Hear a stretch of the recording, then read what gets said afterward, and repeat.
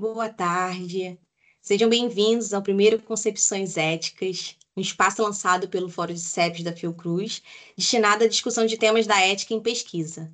Esta primeira edição terá como assuntos genômicos, estudos genômicos. O evento conta com o apoio da Gerência Ética Regulatória da Plataforma de Pesquisa Clínica da Fiocruz e da Rede Fiocruz Pesquisa Clínica. Eu me chamo Marcela Gama, sou coordenadora da Rede Fiocruz Pesquisa Clínica e é uma grande satisfação tê-los aqui. Informamos que esse webinar está sendo gravado e será posteriormente publicado no YouTube da RFPC. Ao longo das apresentações, por gentileza, façam suas perguntas na seção P e R, que são respondidas ao final de todas as apresentações. Com isso, convido a doutora Ana Paula Granato Ribeiro, coordenadora do Fórum de CEPs da Fiocruz, graduada em odontologia pela Unicamp, com mestrado e doutorado em clínica odontológica também pela Unicamp. Atualmente é tecnologista em saúde pública da Fiocruz, no Instituto René Rachou, e além do Fórum de CEPs da Fiocruz, coordena o Núcleo de Inovação Tecnológica do Instituto René Rachou e o Comitê de Ética em Pesquisa do Instituto. Muito obrigada, seja bem-vinda, doutora Ana, fica à vontade. Obrigada, Marcela, obrigada a todos presentes. Como a Marcela mencionou, esse é o primeiro webinar organizado pelo Fórum, né? A gente está chamando de Concepções Éticas, e será o primeiro de muitos webinars organizados pelo Fórum com o apoio da Rede de Pesquisa Clínica da Fiocruz, e a gente espera que vocês estejam presentes nessas ocasiões. A ideia é a gente discutir e conversar sobre temas relevantes na área de pesquisa clínica, de pesquisa com seres humanos, não só pesquisa clínica, né? Antes da gente passar a palavra para a doutora Adriana, para a doutora Daniela, que vão falar sobre estudos genômicos, eu queria só fazer uma breve apresentação do fórum, para aqueles que não conhecem, né? O Fórum de CEPs da Fiocruz. O fórum foi criado em 2011, então a gente está aí na caminhada há algum tempo. O nosso primeiro coordenador foi o Dr. Sérgio Rego, depois a coordenação ficou a cargo do Dr. Mauro Brandão, da Ângela Escher, e agora, a partir de 2023, eu estou coordenadora do fórum, juntamente com a Jennifer Braten. Pode passar? Marcela, por favor. Atualmente, nós contamos com 10 CEPs na Fiocruz. A gente tem aí CEP no Rio de Janeiro, né? A maioria dos nossos CEPs estão no campo central da Fiocruz, no Rio, em Minas Gerais, no Distrito Federal, Bahia, Pernambuco, e o nosso CEP mais novo, que foi agora aprovado pela CONEP esse mês, é o CEP do Ceará. Então, como que é a composição desse fórum de CEPs, né? Nós temos a participação dos coordenadores atuais do CEP, né? Ex-coordenadores do fórum, perdão, ex-coordenadores do CEPs também, além do fórum, 2 representantes da Vice de Pesquisa e Coleções Biológicas da Fiocruz e 2 representantes indicados pela presidência para assessoria técnica, principalmente relacionadas às questões jurídicas. Pode passar. E qual que é o objetivo desse fórum, né? Desde o início, o nosso objetivo era estabelecer um fórum, um ambiente permanente para discussão e ampliação do conhecimento sobre os aspectos éticos das pesquisas que envolvem seres humanos, além de integrar processos e procedimentos, aumentando a eficiência institucional na avaliação e no acompanhamento de projetos de pesquisa envolvendo seres humanos. Pode passar, por favor. Para dar conta, né, desses nossos objetivos, a gente tem feito algumas ações. Recentemente, nós passamos por um processo de planejamento estratégico, muita discussão aí sobre as nossas atividades, e a gente tem tentado aumentar, ampliar a visibilidade do fórum. Essa é uma das iniciativas que nós temos feito para alcançar aqui esse objetivo, apoiar a acreditação de CEPs da Fiocruz. Hoje a gente sabe que nós temos no país CEPs acreditados só no estado de São Paulo, e agora com a nova lei vai ser primordial que outros CEPs, né, e outras unidades da federação também passem por esse processo de acreditação. Então, a gente tem tentado apoiar os CEPs que desejam, né, passar por esse processo. articular ações educativas, né, nos CEPs individualmente e em conjunto, como ação do fórum, trabalhar e harmonizar processos, isso é uma questão extremamente importante, né, sendo que nós somos CEPs de uma mesma instituição e muitos dos nossos projetos são executados entre unidades, então é extremamente importante que os nossos fluxos estejam alinhados, né? E, além disso, como aí características dos CEPs, né, nós também atuamos para fortalecer as ações dos CEPs na defesa do sistema atual de ética em pesquisa, defesa dos participantes, dos direitos dos participantes de pesquisa, e nas discussões dos temas relevantes nessas áreas. Pode passar. Nesse slide, a gente tem aqui alguns exemplos do que o Fórum tem feito nos últimos anos. Aí a gente tem foto de reuniões que são periódicas, né? Pelo menos 2 reuniões por ano. A gente discutiu muito e discute muito a regulamentação da ética de pesquisa no Brasil. A gente participou ativamente desde do PL 200, depois do PL 6007, que originou a lei de pesquisa com seres humanos no Brasil, aprovada agora recentemente, no ano passado. Nós visitamos parlamentares para sensibilizá-los sobre essa questão. Então, a gente tentou acompanhar e sugerir alterações e participar nas discussões dessa lei e de outras regulamentações do sistema CEP-CONEP, né? Participamos também nos eventos, né, da CONEP, dos INCEPs, a gente tem aí uma foto, e a gente tem procurado também participar de eventos nacionais e internacionais, fazendo apresentações sobre essa temática. Pode passar. Então, é isso, né? A gente queria fazer essa breve apresentação para que muitos dentro da Fiocruz ainda não sabem da existência do fórum, então a gente está trabalhando nisso, e para os colegas que estão aí participando do evento e que são de outras instituições, né, eu acho que era importante a gente fazer essa apresentação. Então, sem mais me delongar aqui, eu quero passar então voltar a palavra para a Marcela, e ela vai apresentar aí as nossas palestrantes da tarde de hoje. Então, eu agradeço novamente a participação, o apoio aí da RFPC, da Marcela, da Amanda, que estão sempre aí com a gente nesse processo de organização, e desejo para nós todos, né, uma boa tarde aí de aprendizado e de discussão. Boa tarde. Muito obrigada, Marcela. Doutora Ana Paula Granato.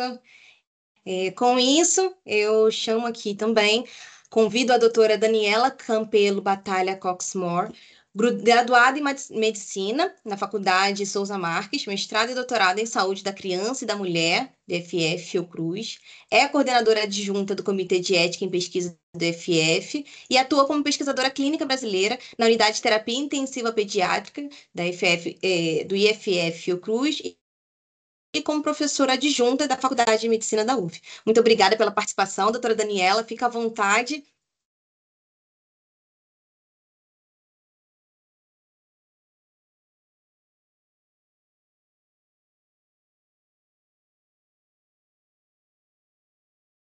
Não estamos te vendo nem te ouvindo, doutora Daniela.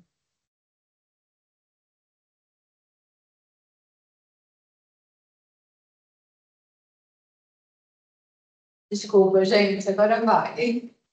Então, hoje a gente vai ter uma conversa sobre as perspectivas éticas na condução de estudos genômicos. E por que a gente trouxe esse tema para conversar? Com o avanço tecnológico, mapeamento do genoma humano, estudos envolvendo a identificação do exoma e genoma na saúde têm aumentado exponencialmente. Nessa nova perspectiva, começam a emergir preocupações relacionadas à devolutiva dos resultados dos participantes. Comitês de ética de pesquisa no Brasil e até no mundo vem enfrentando dilemas na avaliação de ética desses projetos. Porque até o momento a gente não tem uma diretriz clara nem nas resoluções, nem na nova lei que regulamenta a ética em pesquisa de seres humanos para esses estudos. E o que a gente vai encontrar quando a gente vai fazer um exoma ou um genoma total? Esse sequenciamento ele pode ser usado para identificar variações no código genético de uma pessoa que pode estar relacionada com doenças ou incapacidades. E a gente começou fazendo isso já há bastante tempo, só que a gente começava com sequências-alvo, geralmente fazendo polimorfismos genéticos. E com isso a gente via 1 até 100 genes. Mas com o advento do exoma, a gente começou a ver 25 mil genes simultaneamente, né? E agora, com esse sequenciamento do genoma, a gente está vendo todos os genes. Como é que essas variantes são encontradas? Né? A gente vai classificar elas de acordo com ela ser patogênica, provavelmente patogênica, uma variante de significado incerto, provavelmente benigna ou benigna. Essa classificação ela vai ser dada mediante a relação que a gente encontra dessa variante com o contexto clínico, né? A gente consegue ligar essas duas coisas. Eu trouxe aqui para vocês um exoma de uma paciente minha, só para vocês verem a quantidade de variantes que a gente tem, né? São 751 mil variantes. Dentre essas, 7 variantes patogênicas, 7 provavelmente patogênicas, e 92 mil VUS, variantes de significado incerto. Então, certamente que sabemos é uma gota, que ignoramos é um oceano. E essa informação para a gente ela é importante de duas formas. Uma, para a gente entender as limitações do teste. Então, quando a gente for oferecer para o paciente ou para o participante de pesquisa, ele tem que entender que, apesar da gente saber todos os genes, a gente ainda não sabe as correlações clínicas que eles têm. Então, a gente ainda tem muito para conhecer, né? E aí a gente cai na segunda coisa importante desse fato, que é a importância do Genoma Brasil, né? Desse projeto, que está trazendo esse conhecimento agora da nossa população. Essas variantes, elas também podem ser chamadas de achados primários, que são aquelas descobertas de variantes relacionadas aos problemas que a gente foi buscar. Então, aquela variante está ligada àquela doença. A gente também vai achar achados não solicitados. São variantes que têm a ver com a doença de alguma coisa que o paciente tenha, mas que a gente não estava procurando aquilo, né? Elas já foram chamadas acidentais, descobertas coincidentes ou descobertas incidentais. E a gente tem os achados secundários, que são achados variantes que a gente vai procurar ativamente. E a grande maioria delas são variantes acionáveis. E o que quer dizer acionáveis? São aquelas para quais há um tratamento ou um protocolo de monitoramento disponível. A Academia Americana de Genética Médica, ela lança periodicamente uma lista de genes que são acionáveis. Então, eu trouxe aqui alguns deles, só para vocês terem uma ideia. A grande maioria deles são para suscetibilidade a câncer ou doença cardiovascular, mas a gente tem para doença metabólica e várias outras doenças também. E para dizer que a gente não tem nada em resolução ou em lei para estudos genômicos, na Lei 14.874, no artigo 40 do direito do participante, ela fala que é direito do participante ter acesso a qualquer tempo, sem ônus ou prejuízo, às informações associadas ao seu material biológico e ser informado e orientado pelos pesquisadores responsáveis por achados quando as implicações dessas informações puderem causar dano à sua saúde, incluindo aconselhamento genético.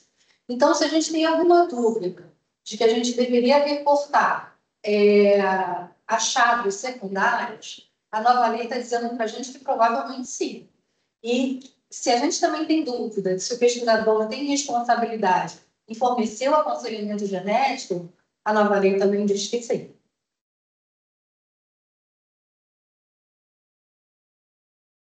Dentre os desafios éticos que a gente vai ter, a gente tem isso relacionado ao uso do sequenciamento de todo o genoma, o aconselhamento pré-teste, sequenciamento, análise e interpretação, comunicação de resultados e uso no futuro de dados.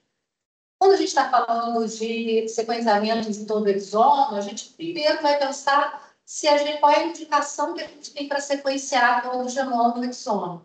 Porque a gente sabe que a gente vai encontrar muitas dessas variantes que a gente vai ter que explicar. Então, será que para o meu participante ou para o meu paciente não é melhor fazer um painel ou ainda assim fazer um polimorfismo genético, alguns genes menores, que eu vou exatamente ao ponto que eu quero saber? Porque quando eu abro muito essas informações, eu passo também a ter que explicar muita coisa, né? E os desafios gerais, tanto para clínicos e pesquisadores envolvidos, é fazer o aconselhamento genético e ajudar na tomada de decisão. A gente também tem que pensar nos riscos potenciais associados a ele, como, por exemplo, os riscos associados à triagem neonatal estendida. Eu não sei se vocês viram, mas essa semana ainda saiu na internet a decisão do Reino Unido, né, do sistema de saúde do Reino Unido, de começar em outubro agora desse ano o sequenciamento de todos os recém-nascidos de lá, né? Então, isso vai ser uma coisa bastante ampla, isso já existe em alguns lugares nos Estados Unidos, e não vai demorar muito a chegar essa possibilidade aqui.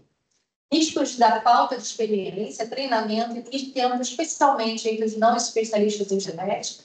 Então, você imagina o clínico geral lá, fazendo sua consulta, tendo só talvez meia hora, uma hora de consulta, né? Pensando numa consulta ideal, e ainda vai ter que fazer um aconselhamento genético, além de tudo que ele já tinha na sua consulta, que é uma coisa que demanda tempo. Risco de injustiça devido a acesso desigual ao reembolso por seguros. A gente vai conversar um pouquinho mais lá na frente sobre a realidade hoje no Brasil, mas já é em alguns países. Em relação ao aconselhamento genético por não especialista, com o uso crescente do sequenciamento de todo o genoma, especialidades médicas não genéticas, como pediatras e clínicos gerais, também são cada vez mais confrontadas com eles. Na verdade, essas especialidades não genéticas estão pedindo exomas, né? E vários pesquisadores de vários grupos de pesquisas não são geneticistas. Os estudos mostram também que, dada a complexidade do sequenciamento de todo o genoma, os especialistas não genéticos, né, muitas vezes se sentem desconfortáveis com ele. Então, é muito importante, sempre que a gente tiver um projeto de pesquisa, a gente entender que a oportunidade de treinamento adicional são muito necessárias. E a gente vê agora nos editais de pesquisa, né, recentemente agora está em aberto o PPSUS, lá há uma pontuação para treinamento no âmbito do SUS. Então, se você coloca no seu projeto, você vai capacitar a sua equipe para o aconselhamento genético, isso traz mais robustez, o Comitê de Ética agradece, os participantes agradecem, você ganha pontos no seu projeto. A cooperação interdisciplinar é fundamental também.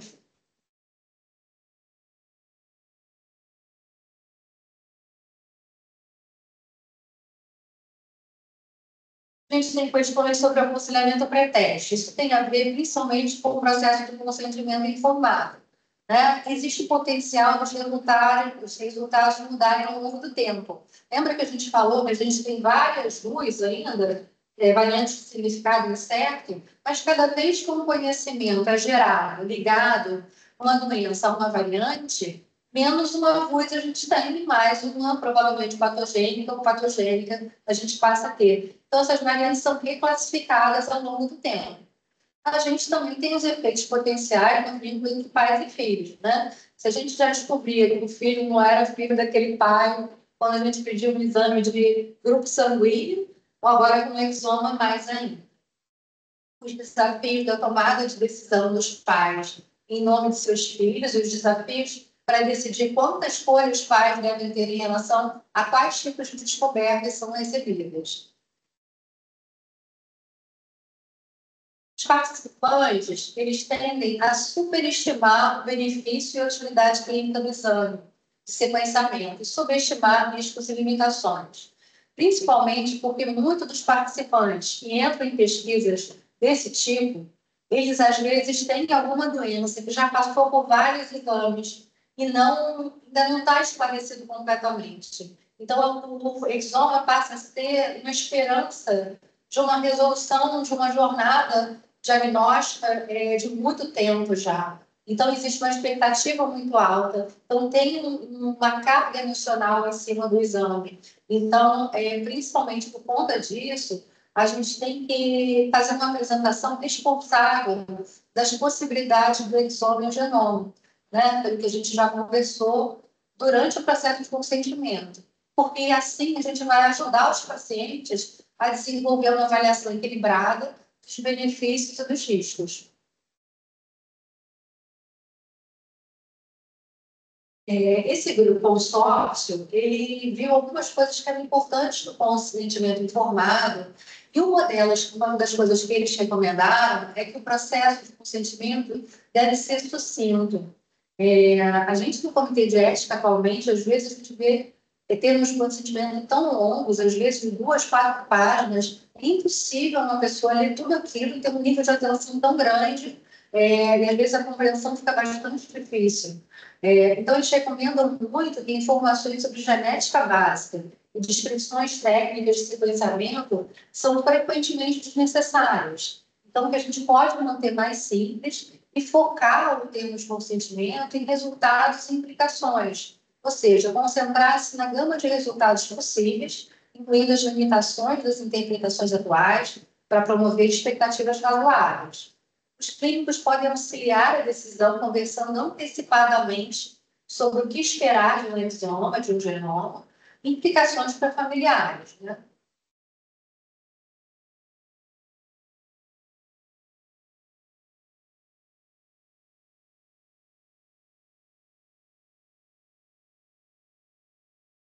Esse consórcio apontou 12 pontos-chave para melhorar a tomada de decisão com expectativas realísticas. Primeiro, ver os tipos de resultados disponíveis. Então, os resultados podem identificar a causa da sua condição, mas também vão trazer resultados adicionais, secundários, que podem explicar ou prever outras condições. Existem limitações do teste. Nem todas as variantes serão relatadas e não identificará todos os riscos de doenças. Pode haver resultados incertos devido ao luz, penetrância variável e outros fatores. E a interpretação dos resultados pode mudar ao longo do tempo. Com relação às implicações do resultado, os seus cuidados de saúde podem não mudar, mesmo que a saúde de sua condição seja identificada. Você pode precisar consultar outros médicos, então, por exemplo, se eu vejo lá um achado secundário, uma variante que dá risco cardiovascular, eu vou encaminhar esse paciente para o participante para um outro especialista, para um cardiologista, e pode precisar de testes adicionais. Às vezes eu encontro uma variante, mas para eu ter certeza que ela está relacionada àquela doença, eu preciso fazer alguns testes funcionais. Então, às vezes, é preciso testes adicionais. Tem implicações emocionais, os resultados podem ser reconfortantes ou emocionalmente angustiantes, cada um reage de uma determinada forma. Implicações para familiares, os resultados podem ter implicações para os seus filhos e outros familiares e podem influenciar seus planos reprodutivos. Os resultados também podem sugerir que outros familiares também estão em risco. E pode ser difícil compartilhar esses resultados com familiares, pode ser realmente desafiador em algumas famílias. Em relação às questões sobre o sequenciamento, os desafios estão relacionados à infraestrutura, como risco de inconsistências e variabilidade devido a diferentes pipelines de bioinformática, desafios relacionados à interpretação das variantes devido à lacuna entre quantidade de dados gerados e conhecimento para usá-los em contexto clínico, e o desafio de decidir se deve ser feita uma busca ativa por uma determinada lista de genes associados a doenças em cada sequenciamento de todo o genoma, né? A nossa interpretação tem sido que, se ele é acionável, ele deve ser buscado. A gente tem alguns dilemas associados a essas variantes não solicitadas, né? Que se intensificaram tremendamente no sequenciamento de todo o genoma, pois a probabilidade de gerá-las e seu grande número aumentaram muito.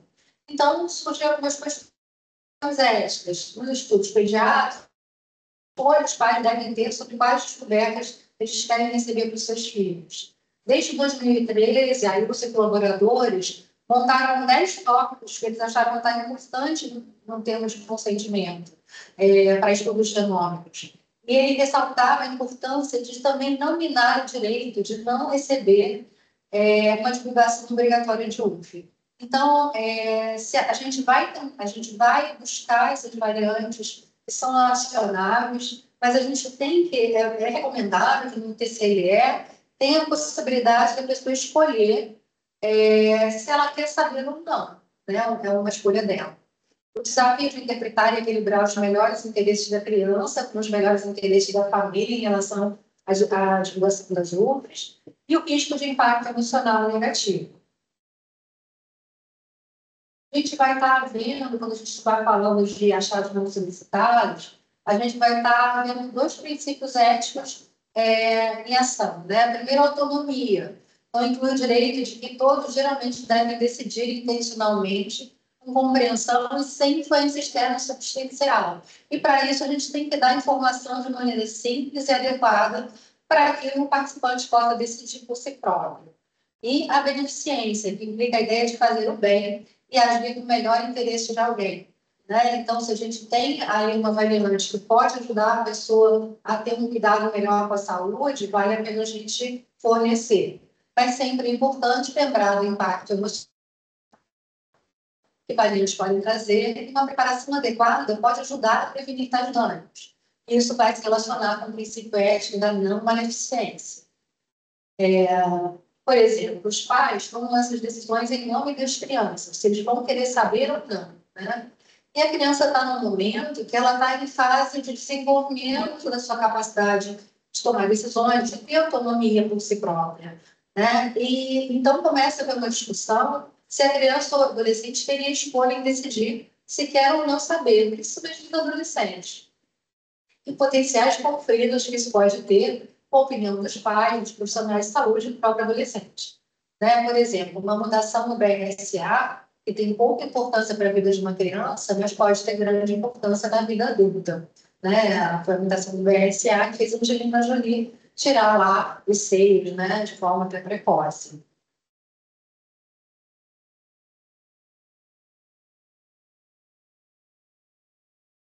Um estudo conduziu 20 entrevistas semi-estruturadas presenciais com pessoas que receberam variantes não solicitadas, né? E a maioria ficou chocada no início com as variantes, mas isso passou por um tempo, especialmente entendendo o significado.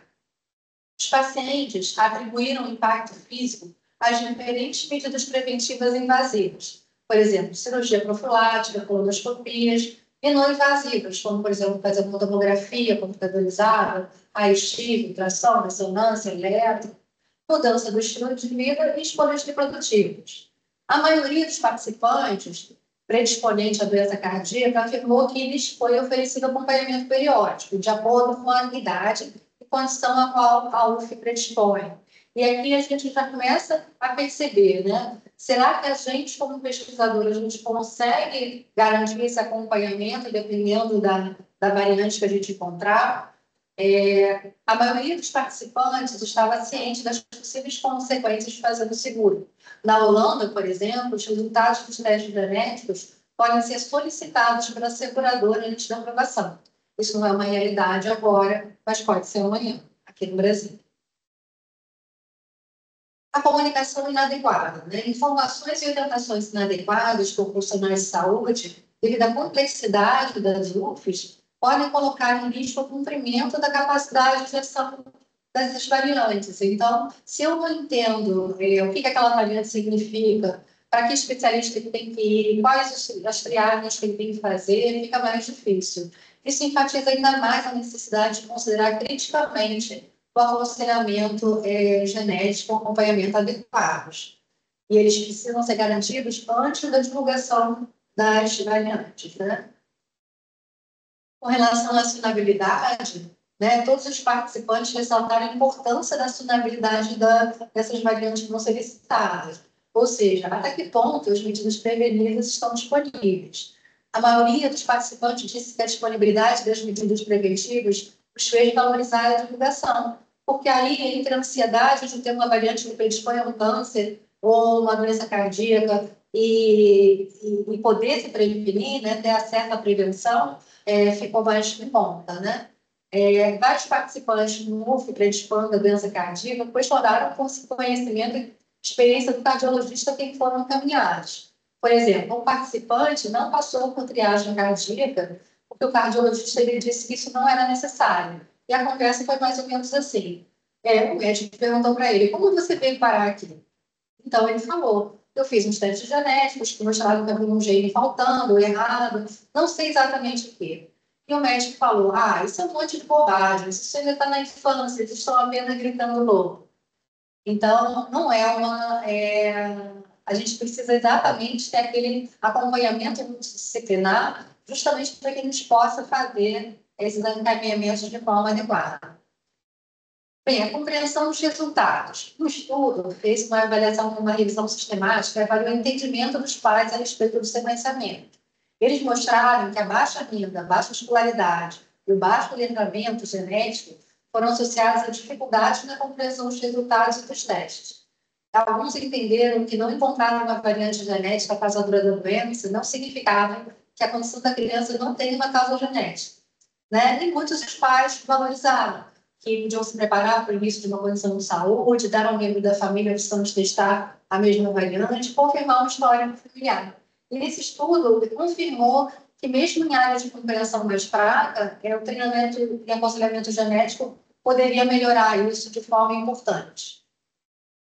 Esse outro estudo reuniu 14 geneticistas clínicos da Holanda sobre suas estratégias para informar o paciente sobre o sequenciamento do exome.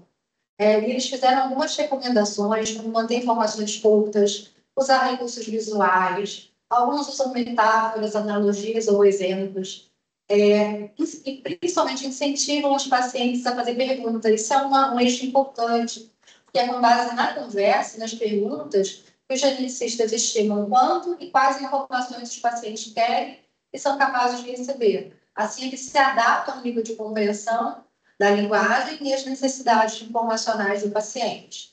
Alguns geneticistas analisam o TCLE, fazendo ponto a ponto, um folheto informativo para estruturar a conversa.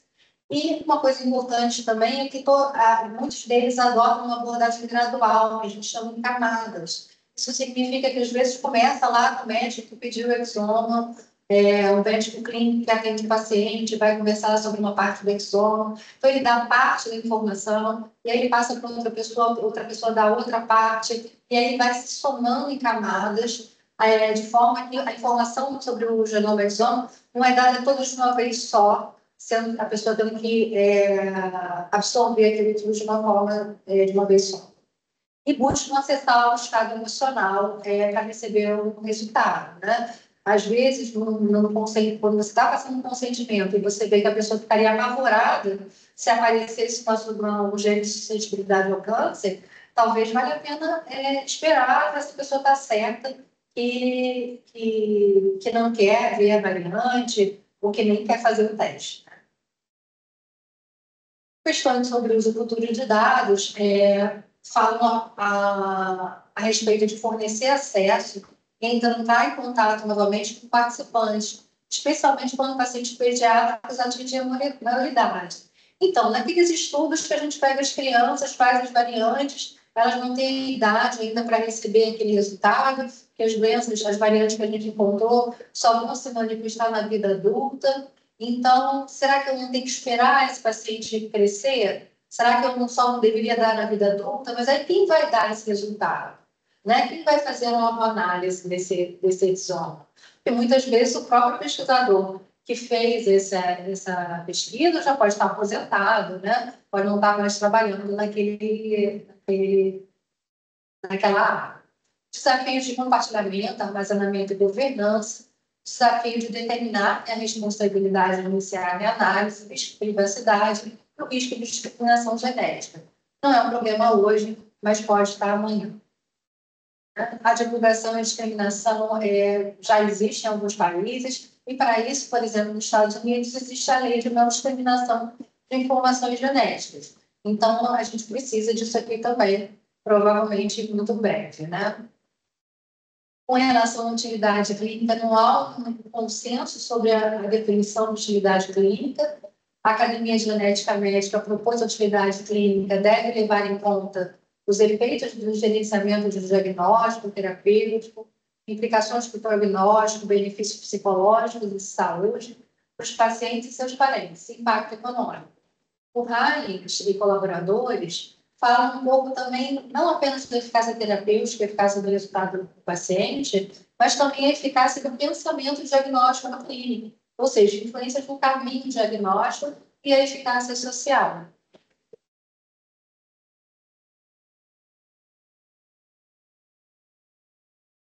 Nessa revisão sistemática, a utilidade clínica foi vista para diagnóstico genético, compreensão, mudança de gestão clínica, impacto no prognóstico, aconselhamento reprodutivo, impacto psicológico, impacto na vida cotidiana, acesso a novos serviços, impacto nos familiares, impacto nos recursos da saúde. Tudo isso, quando a gente faz um estudo com exoma, genoma, são desfechos.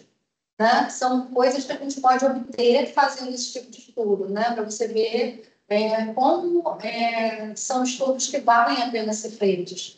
Mas a gente fica pensando, né? A gente é um país em desenvolvimento, a gente não tem a mesma estrutura de países mais ricos. A gente tem um SUS que tem a sua fortaleza, mas também tem suas deficiências. E como é que a gente vai conseguir encaminhar para os especialistas, dar conta dessas comorbidades, né? E para a gente não pensar nisso como uma utopia, eu vou trazer a frase do Eduardo Galeano, que fala que a utopia está lá no horizonte. Me aproximo 2 passos, ela se afasta 2 passos. Caminho 10 passos, o horizonte corre 10 passos. Por mais que eu caminhe, jamais alcançarei. Para que serve a utopia? Serve para isso, para que eu não deixe de caminhar. E a gente sabendo que é lá na luz que a gente está indo em direção, é o melhor para o nosso participante, é para lá que a gente vai. Eu deixo aqui para vocês algumas referências bibliográficas dessa conversa que a gente teve hoje, né? E obrigada a todos pela atenção.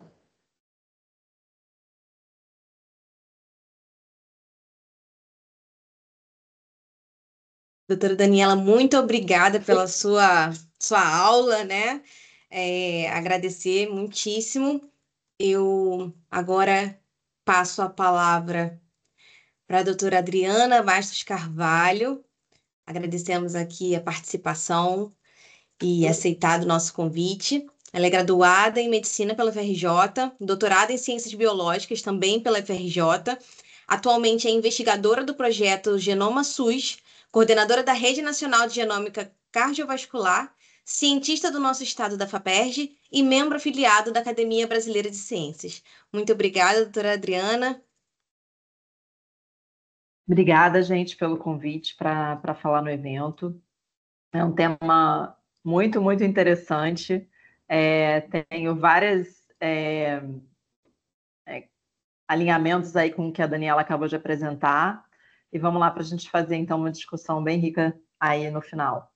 Então, vou falar um pouquinho sobre os desafios da devolutiva dos resultados dos participantes, mas antes, explicar um pouco por que eu estou aqui, né? Eu recebi um convite por meio do Ministério da Saúde, porque eles estão financiando o Genoma SUS, então, como esse convite veio via Genoma SUS, eu vou falar um pouquinho sobre o projeto.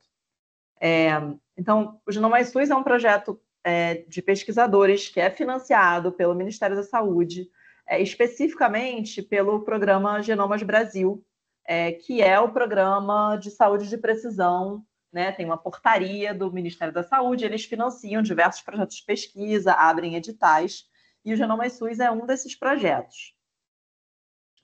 Quem são os pesquisadores envolvidos no projeto, né? Eu, pela UFRJ, a professora André Ribeiro dos Santos, da Universidade Federal do Pará, o professor David Livingston, que é da Universidade do Centro-Oeste, que fica em Guarapuava, no Paraná, professor Eduardo Tarazona, da Federal de Minas, Fábio Passetti, da Fiocruz do Paraná, a Juliana Mazeu, da UNB, que está entrando agora, né, para o ano 2 do projeto. A gente está com a previsão de inaugurar um centro âncora do Centro-Oeste lá, na Universidade de Brasília. Professor Leandro Colli, da USP de Ribeirão Preto, que é o coordenador geral, Michel Naslavski, da USP de São Paulo, e a professora Norma Lucena, da Fiocruz de Pernambuco. Mas, embora nós sejamos os pesquisadores, na verdade, quem carrega, né, esse projeto gigante são as nossas coordenadoras. Elas coordenam uma equipe multidisciplinar de mais de 100 pessoas que estão em diversos estágios de carreira, que estão contribuindo para o projeto. Então, a gente tem a nossa coordenadora operacional, que é a Bárbara Andrade, duas coordenadoras de dados, a Carolina Carvalho e a Dilza Campos, a Marina Cormed, que é a coordenadora executiva, e a Rafaela Ferraz, que é a coordenadora educacional. Quais são os princípios do Genoma SUS? A gente integra profissionais de instituições públicas de todas as regiões do país. Foi muito cobrado que a gente tivesse um projeto com representatividade regional, né, que não fosse um estudo concentrado na região sudeste. A gente tem uma estrutura de governança unificada no projeto e a gente também entende que é preciso levar o projeto para a sociedade, então a gente faz treinamento de novos grupos e divulgação científica. Com relação à governança do projeto, a gente utiliza procedimentos padronizados, tanto para a parte de laboratório, para a parte de dados e controle de qualidade. A gente faz o acompanhamento de execução do projeto, então a gente usa validação, minimização de riscos, trabalhamos com metas e marcos. Nós compartilhamos objetivos, né? Então, todos esses pesquisadores trouxeram seus projetos para a gente encontrar objetivos em comum, para maximizar os resultados que a gente pode obter com os dados. Precisamos sempre integrar os dados, e quando a gente faz novas coletas, né? A gente tem alguns estudos prospectivos nesse projeto, a gente busca incluir condições que sejam de interesse coletivo. O objetivo geral do projeto é caracterizar aspectos genômicos que impactam o processo de saúde e doença da população brasileira e, especificamente, a gente vai sequenciar o genoma de 21 mil brasileiros, esse é o alvo para o primeiro ano do projeto, que está em andamento agora. A gente quer caracterizar tanto aspectos populacionais quanto variantes de interesse clínico na nossa população e também estabelecer laboratórios de referência para o SUS. A gente tem um conjunto grande de eixos temáticos, né, que são os nossos fenótipos. Então, tem um grupo de estudo populacional, oncológico, cardiovascular, neurológico e de saúde mental, infeccioso, autoimune inflamatório, endócrino e metabólico, doença rara e síndrome dismórfica, hematológico e também a parte da farmacogenômica. Então, a ideia é que uma amostra que, porventura, entrou num estudo oncológico originalmente, mas que tem dados, por exemplo, de saúde cardiovascular, que essa amostra possa servir a mais de um eixo. E aí a gente otimiza, né, a geração de dados a partir da mesma amostra. Com relação aos aspectos regulatórios, né, que eu tenho certeza que são de bastante interesse para o público hoje. O estudo é um estudo multicêntrico. O centro coordenador do estudo é a USP de Ribeirão Preto. A gente tem como centros participantes do multicêntrico todos os outros centros âncora, que são desses pesquisadores que eu mencionei no início da apresentação. Esses centros estão preparando as bibliotecas de sequenciamento e fazendo o sequenciamento das amostras, mas a gente tem inúmeras outras instituições que estão associadas, né, a esses centros âncora e entraram como centros coparticipantes do projeto. A gente fez a aprovação ética do estudo pela Coneb, tá? Então, a gente conseguiu aprovar 37 estudos legado com dispensa de reconsentimento, desde que esses estudos originalmente previssem análises genéticas no seu termo e no seu protocolo. Para o caso dos estudos que não tinham previsão para esse tipo de análise, eles estão tendo que ser reconsentidos, e a gente também aprovou 9 estudos prospectivos. A título de ilustração, né, o nosso termo de consentimento, e isso vai valer somente para os estudos prospectivos, porque os estudos legado estão utilizando, obviamente, estão sendo feitos com base no termo de consentimento original, mas nos prospectivos a gente tem um termo único para todos os projetos e ele inclui as seguintes perguntas. Você autoriza que os pesquisadores do projeto GenSUS armazenem seu material biológico e analisem as informações do seu genoma a partir desse material? 2. Você aceita ser contactado novamente pela equipe da pesquisa para ser consultado a respeito de sua vontade de consentir novamente para fornecer outras amostras ou para participar de outras pesquisas no futuro? 3, você autoriza o armazenamento e uso para fins científicos das informações sobre o seu genoma e sobre a sua saúde no banco de dados do Programa Genomas Brasil.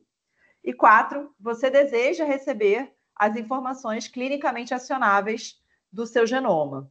E aqui eu queria fazer um ponto, aí falando um pouco, dialogando um pouco com a apresentação da Daniela. Esse termo é um termo de aproximadamente 4 páginas, né? E ela comentou sobre a extensão dos termos e como isso prejudica o entendimento dos participantes. Eu estou de inteiro acordo que isso acontece, que os termos são muito complexos, mas eu, na minha experiência como pesquisadora, tanto nesse projeto, mas principalmente em projetos anteriores, eu tive muita dificuldade para diminuir o tamanho dos termos.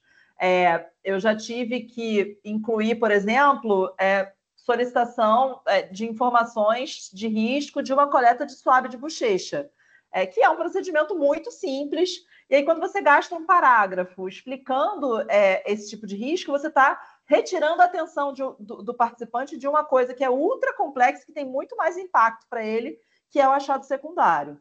Então, eu acho que essa discussão sobre o que precisa constar nesses termos e a extensão deles é muito importante e muito relevante, porque se o participante não entende o termo, a gente está com um problema bastante grande.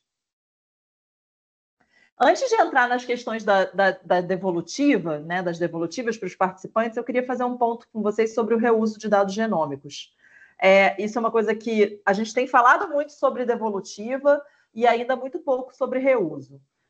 A questão é que o reuso é importantíssimo para a gente fazer novas descobertas com as mesmas sequências, ou seja, a gente gerou sequência para um determinado projeto, mas ela pode ser utilizada para fazer novas descobertas. Isso leva à otimização de recursos, né? A gente não gasta milhões e milhões de reais para sequenciar um número maior de amostras que poderiam estar sendo utilizados em outros projetos.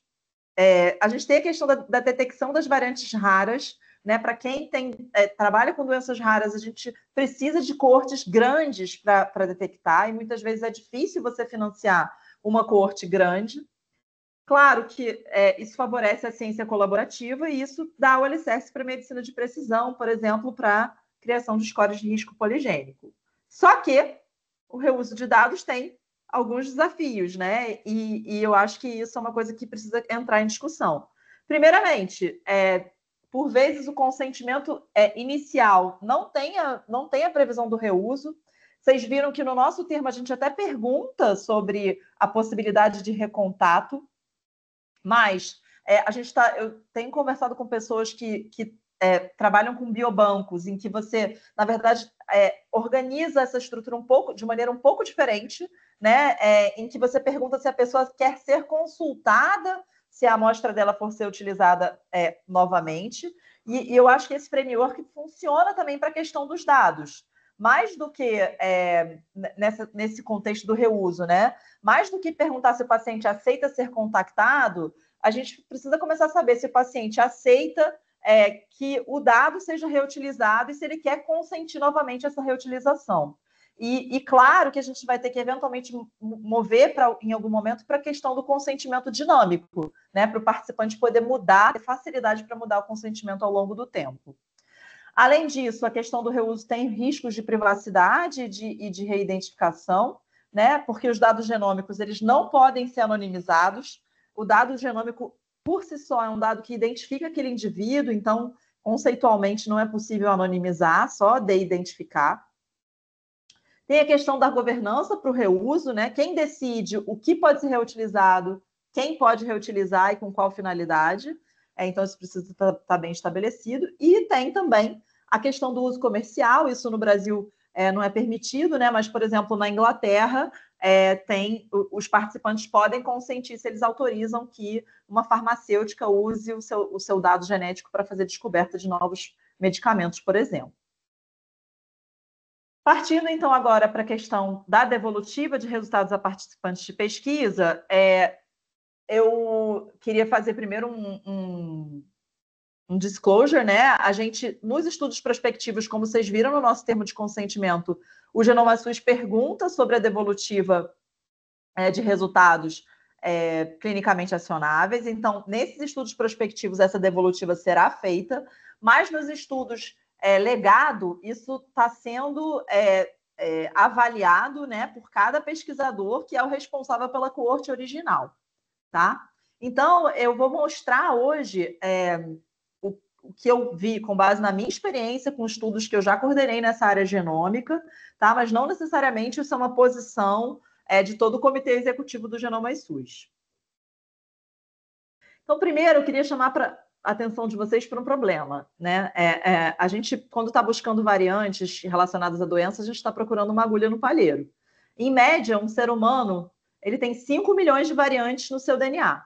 Se eu sequenciar qualquer um de vocês aqui nesse webinar, vocês vão ter, em média, 5 milhões de diferenças entre você e o genoma de referência que a gente tem.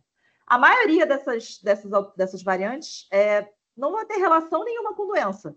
As variantes mais frequentes não tem, né? E mesmo as variantes raras, elas podem ser só a questão da diversidade genética humana. Nenhum DNA de nenhum ser humano é igual do outro, salvo em gêmeos monozigóticos, né? Então, todo mundo tem um DNA diferente. Então, como que a gente sabe se essa variante, se a presença dessa base genética diferente é só diversidade ou é uma doença?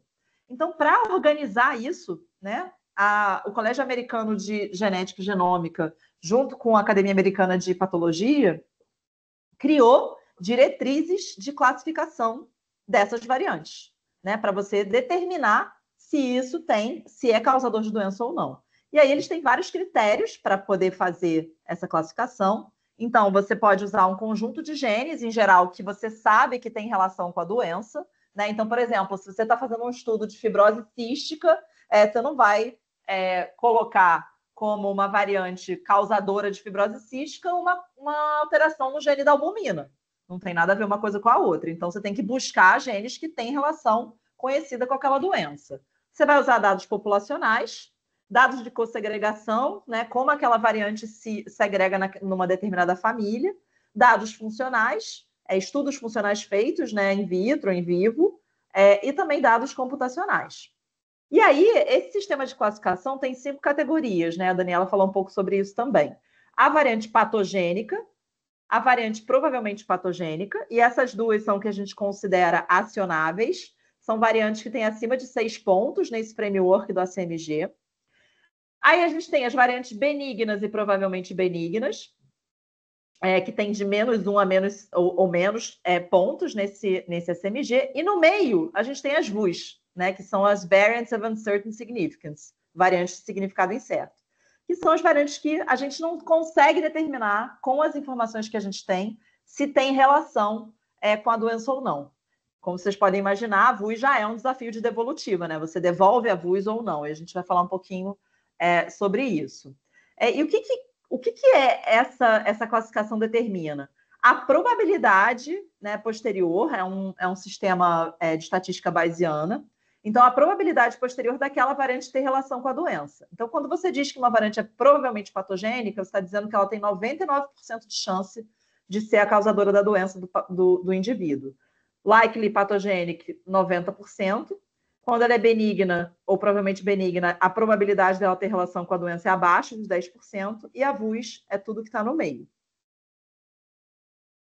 Então, quais são os princípios, né? Eu estou usando aqui como referência um grupo de trabalho do National Heart, Lung, Blood Institute, do NIH, e, enfim, tem uma série de publicações sobre isso, mas quais são os princípios, né, básicos para a gente poder fazer a devolutiva?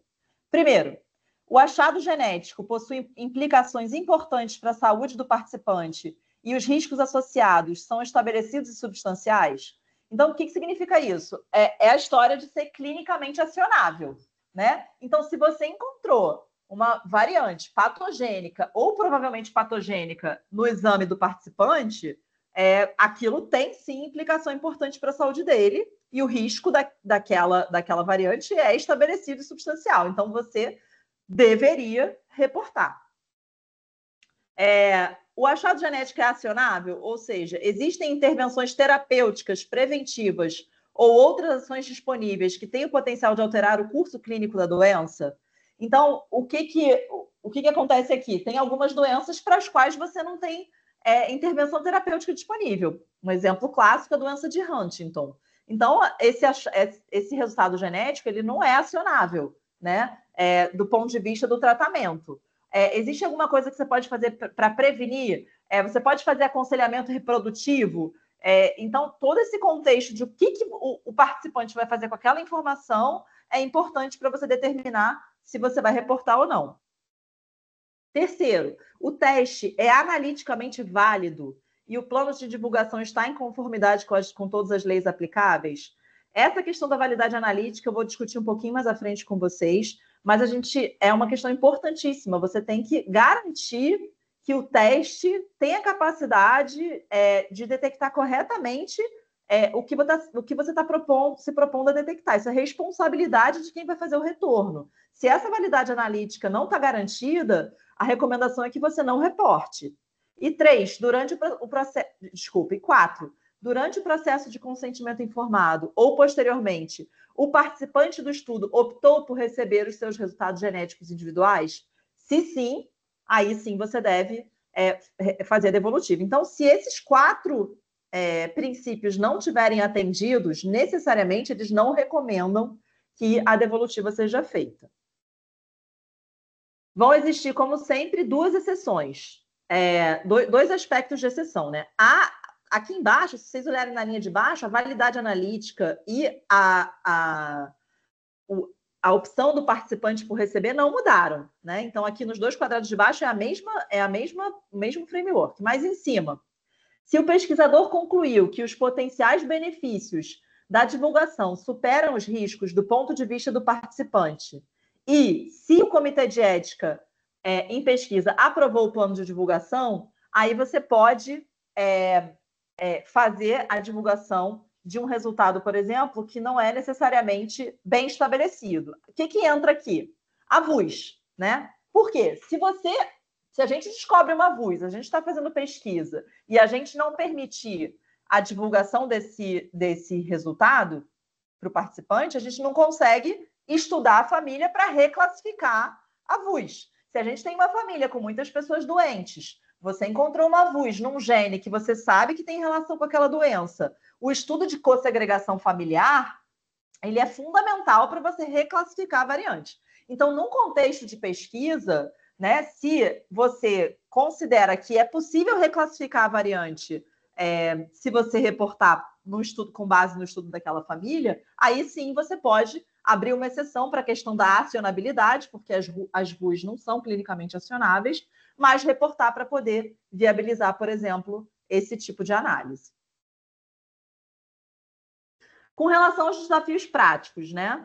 Primeiro, a validação analítica é incomum em projetos de pesquisa. Como eu falei, ter um teste que tem validade analítica é condição sine qua non para você reportar. E tem muito projeto de pesquisa que não faz validação analítica e não é praxe dos CEPs cobrarem a questão da avaliação analítica. Eu, pelo menos, nunca vi num projeto que eu enviei dos projetos de pesquisa, e isso é importantíssimo. Segundo, tem uma questão prática de custo, né? Um laudo genético, né, de um laboratório, a exceção retirando o custo dos insumos, o custo da manutenção do sequenciador, só a elaboração do laudo custa em torno de R$400. Então, no Genomas SUS, com 21 mil genomas, seriam 8 milhões e 400 mil reais de custo só para fazer esse laudamento. Então, essa questão do custo, ela é um desafio prático muito grande. E mais ainda, a gente tem uma baixa disponibilidade de profissionais capacitados para a elaboração de laudos genômicos. Esses profissionais têm alta demanda no mercado, os laboratórios clínicos contratam muito, não é fácil ter um profissional bem treinado que possa fazer esse tipo de trabalho. Claro que o pesquisador que é especialista numa determinada doença, ele pode, na qualidade de especialista, fazer uma análise daquela doença. Mas o que acontece quando tem um achado secundário de uma doença que ele não estuda? Quem resolve isso, né? E aí, então, reforçando aí o que a Daniela falou na apresentação dela, a gente tem a questão do tipo de achado. Uma coisa é quando a gente tem um achado genético que é diagnóstico, ou seja, é um estudo de doença hereditária. Então, você tem um paciente com fibrose cística ou com anemia falciforme, e você está investigando o gene que causa aquela determinada doença. Então, o paciente já tem o diagnóstico de fibrose cística e você vai investigar o CFTR. Né? Ele mais do que espera que apareça alguma alteração genética naquela determinada análise. Por outro lado, o achado secundário, ele é um achado que não tem relação com a doença de base dele. Né? Então, ele é, como a Daniela falou, ele é uma surpresa. Né? E ele vai ser encontrado, né, a gente tem estatística disso, em até 3% dos casos sequenciados. É uma minoria, mas se for um estudo muito grande, você pode ter aí centenas de pacientes que vão apresentar esse tipo de achado. Em que se baseia a lista de achados secundários? Né? Vou passar rápido por isso que a Daniela também já falou. Os achados secundários têm uma lista de achados que está na versão 3.2 da CMG. Ela inclui 81 genes para 38 doenças diferentes, mas é importante dizer que essa é a lista mínima, né? E que o profissional que está fazendo o retorno, ele pode exercer seu julgamento profissional se ele deve retornar ou não algum gene que não faz parte da lista. E aí, né, dentro dessa lista mínima, tem esse estudo que foi bem interessante, que foi analisar a questão do retorno e das preferências dos participantes. E eles viram, né, a partir de um estudo, que a maioria dos participantes opta por receber. Então, na coorte deles, 8.678 pacientes aceitaram receber o achado secundário, 165 recusaram, então 1,9%. Eu tenho essa experiência também nos estudos que eu já coordenei. A maior parte das pessoas quer saber sobre o achado secundário. E aí, o que eles fizeram? Eles mandaram entrar em contato com essas pessoas e fizeram uma intervenção nesses indivíduos, dando informações mais detalhadas sobre o que era esse achado secundário, né? O que significava isso, a importância clínica. E aí, das 83 pessoas que eles conseguiram contactar, que inicialmente recusaram receber, 41 mudaram a opção para aceitar, que mostra que elas não tinham exatamente compreendido, né? Quase metade dessas pessoas que conseguiram ser recontactadas não tinham exatamente compreendido a relevância daquele achado. Então, reforçando a questão, né, do excesso de informação e como a gente precisa priorizar essas informações quando a gente estiver conscientizando essas pessoas. E 6 mudaram, 6 de 148 que originalmente tinham aceitado receber, mudaram para recusar, tá?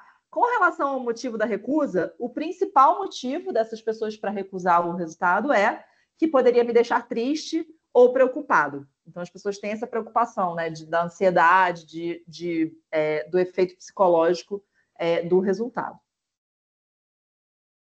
Além disso, a gente tem um desafio importantíssimo, que é como a gente vai garantir atendimento para essas pessoas, né? Dependendo da doença, a intervenção pode ser muito complexa. O exemplo que já foi dado também, a mastectomia bilateral preventiva no câncer de mama hereditário, né? Então, isso é uma intervenção altamente impactante para esse participante. A instituição que está coordenando aquele estudo pode não ter especialistas para atender todas as condições dos achados secundários. Eu, por exemplo, coordenei um estudo no hospital de cardiologia que não tem tratamento para câncer. Como é que eu vou dar encaminhamento para uma mulher que tem uma alteração no BRCA1? Né? Eu vou ter que, de alguma maneira, conseguir atendimento para ela numa outra instituição. E outro, ainda tem um problema do resultado não ter acionabilidade para o participante, mas pode ter acionabilidade para a família. Então, um participante homem, por exemplo, que tem uma variante patogênica no BRCA1. Isso vai ter importância para filha, para irmã, para mãe, né, para as mulheres da família desse participante. E aí, como é que a gente vai fazer para garantir o atendimento para essas pessoas? Para entrar aqui numa seara mais complexa ainda, eu vou falar um pouco, para terminar, dos participantes pediátricos. Tá? Então, esse é uma recomendação específica para esses tipo de participantes, é do Boston Children's Hospital, da Harvard. Tá? E a primeira pergunta aqui, de novo, volta se o achado é analiticamente válido. Né? Então, existe essa preocupação também nos casos pediátricos com a validade analítica. Se não for válido, nunca retornar. Né? Eles indicam para não retornar. Se for válido, aí você passa para a validade clínica, ou seja, aquele gene que você achou alteração tem a ver com a doença do participante? Se não tem, se não parece ter relação, ou não se conhece nenhuma doença causada por aquele gene, não é um achado secundário ACMG, então você também não deve retornar. Se tiver validade clínica, você passa para analisar a idade do participante. Se for um adulto, claro, você vai ter outras questões, incluindo a preferência do participante para decidir sobre o retorno. Mas se for uma criança, tem 2 aspectos ainda importantes para a gente pensar. Primeiro, a doença só começa na vida adulta e não é tratável ou prevenível. Em geral, se for, que é o exemplo clássico da doença de Huntington, né? A opção é por não reportar. Quando a criança fizer 18 anos, você pode, ou se ela for um menor emancipado, aí sim você pode oferecer essa criança conhecer aquele resultado, mas você não retorna para a criança nesse momento, né, em que ela tem essa condição que aparece só na idade adulta. E o outro é se for um status de carreador. Por quê? O status de carreador é quando você tem uma alteração genética que em apenas um alelo, né? Porque a gente tem 2 cópias de cada gene, e as doenças autossômicas recessivas, elas precisam ter as 2 cópias alteradas. Quando você tem uma cópia só, você não vai desenvolver a doença, mas se você se casar e tiver filhos com uma pessoa que tem uma cópia alterada, você tem a chance de ter um filho doente. Então, quando você tem o status de carreador, você precisa fazer aconselhamento reprodutivo. Mas como isso não se aplica na idade daquela criança, também não se recomenda que se faça retornos de status de carreador nessa população, tá? E a partir daí você vai seguir as preferências dos participantes. Mas a gente também tem um outro ponto de conflito, né? Quando você tem uma criança menor de 13 anos, a recomendação é que você faça o retorno com base nas preferências dos responsáveis legais da criança. Obviamente, quando for um adulto, a maior de 18 anos, vai ser de acordo com as preferências do participante. Quando tem um adolescente, né, um indivíduo acima de 13 anos ou menor que 18 anos, eles pedem que haja uma concordância entre o responsável legal e o participante, tá? Então, que o adolescente e os responsáveis concordem sobre o retorno. A questão do status de carreador, você pode considerar reportar numa situação caso a caso, né? E se houver uma discordância entre o adolescente e o pai, aí também é uma coisa que você vai ter que resolver caso a caso.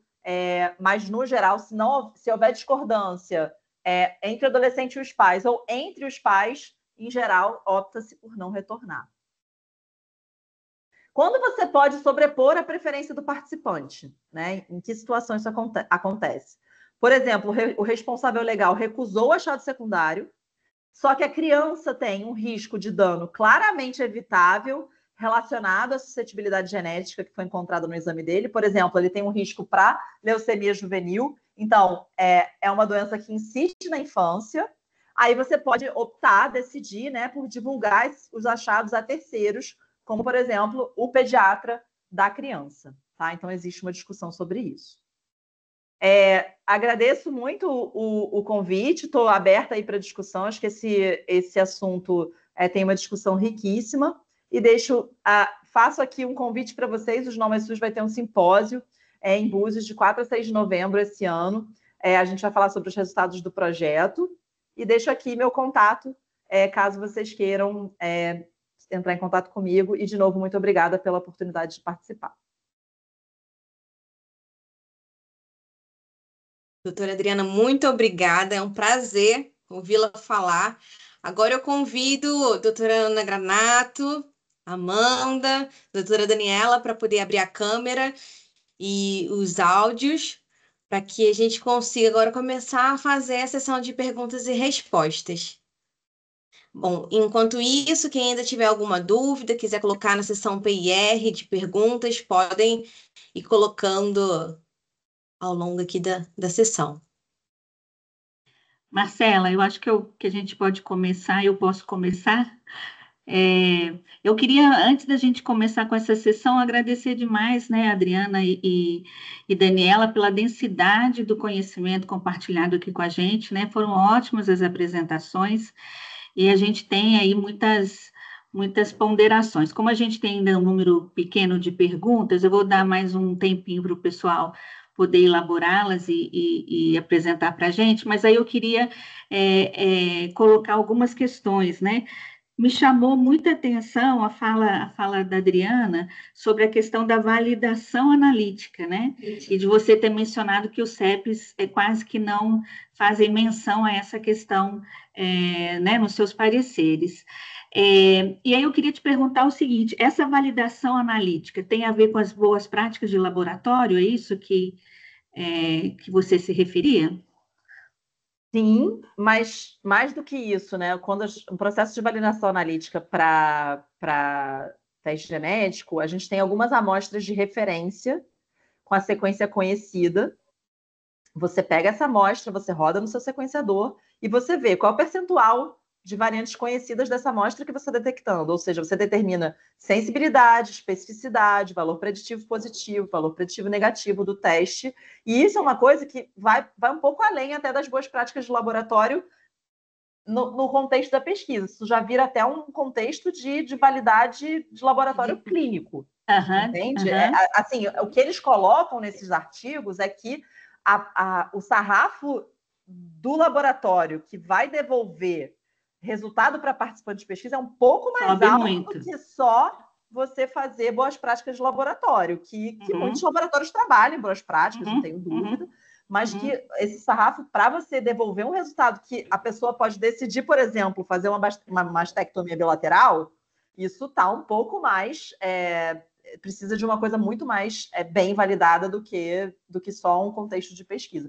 Inclusive, tem artigo que fala que eles, dos pediátricos, que eles recomendam que sejam, nos Estados Unidos, laboratórios com acreditação da CLIA, que é tipo PALB, PAC, né, as acreditações de laboratório clínico do Brasil.